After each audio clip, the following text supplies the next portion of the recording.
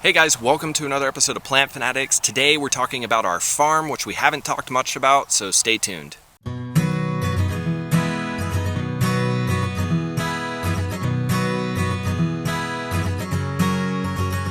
So a lot of you guys have probably been wondering why I haven't been giving updates. We've had the farm for like a year now.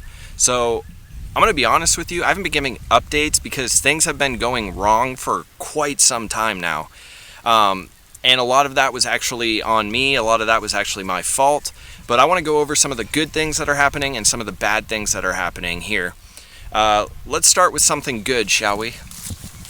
Over here we have the beginning of our food forest. We have a bunch of awesome fruit trees planted. They're going to give us tons of food. And I look forward to making a bunch of really great videos for you guys to follow along and see the process that we've been going through. I didn't really record a lot of stuff as far as like digging holes, because like what's interesting about digging holes, you know what I mean? Now let's go over something else really cool that's going on here, and I'm super excited about it. Right over here we have a 30-foot by 20-foot slab, which is going to become a really awesome greenhouse. We're gonna grow so many fruiting plants in here, it's gonna be ridiculous. I'm gonna have big lemon trees, big banana trees, a bunch of plants that I'm gonna offer up to you guys from our farm.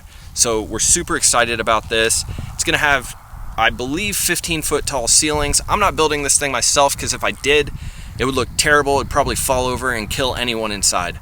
So that's why we're hiring somebody else to do this, but it's going to be amazing, and I'm going to continue to take you guys on the journey of this build.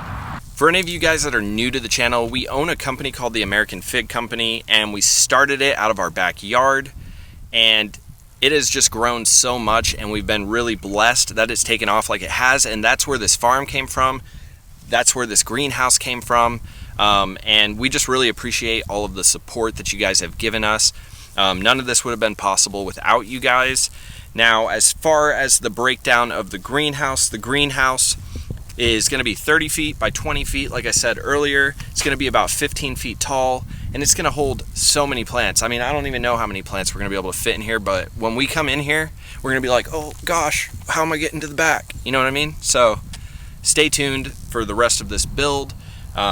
I'll try to get some footage of that. I've been pretty bad about getting footage of things actually happening, so I want to get better at that.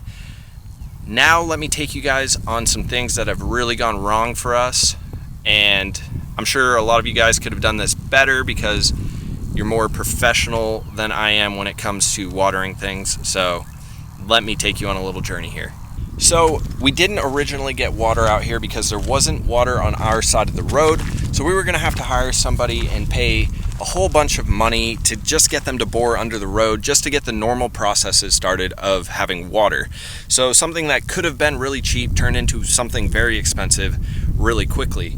So what we did for a little while is we bought a bunch of these totes right here. I believe they're 200 something gallons, 225 gallons, something like that. And we were gonna fill these things up using rainwater, and I don't know how we were gonna fill these things up, guys. I'm not gonna lie to you. We bought all these totes. It looked really cool. It looked like we were gonna do something, and we really didn't do anything. So we weren't able to water anything this way. So we planted so many fig trees out here, so many different types of rare fruiting plants that we had taken time to propagate, to get ready to go out here. We planted them, and almost all of them are dead, and that's something that I'm going to show you guys over here. So once we realized this system wasn't going to work, we decided that we were going to get city water. So we decided to bite the bullet. We hired someone to bore under the road. That went great. So we're super excited.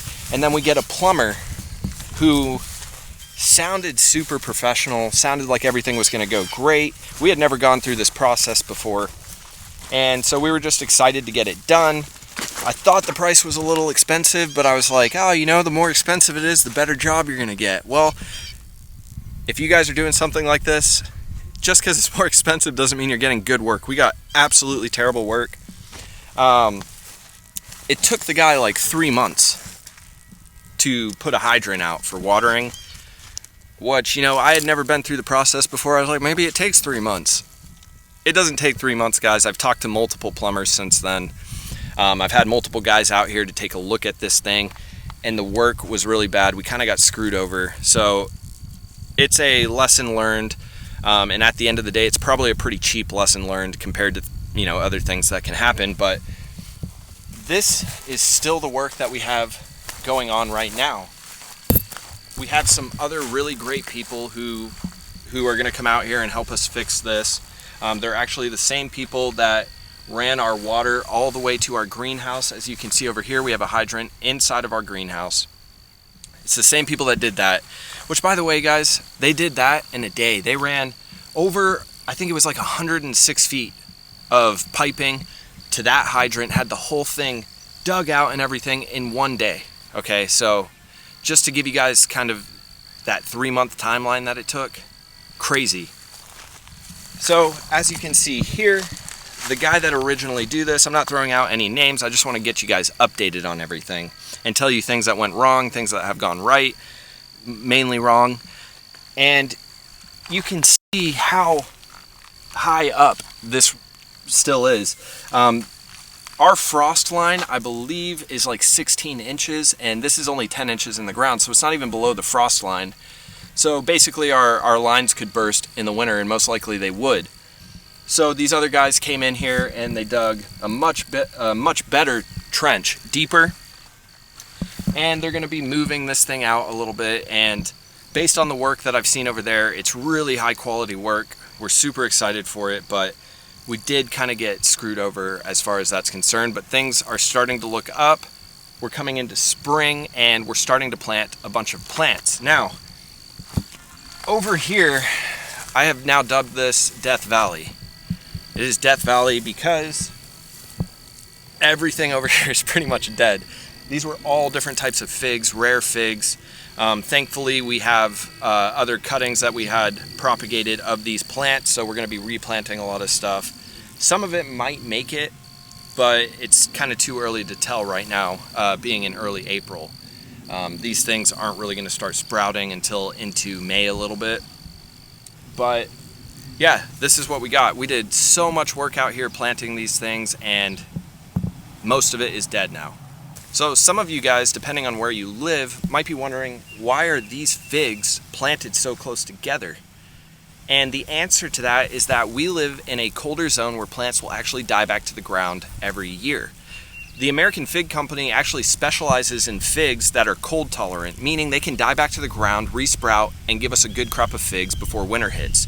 So that's the kind of figs we specialize in. So these figs are never going to get tall like a tree that you would see maybe in California or something.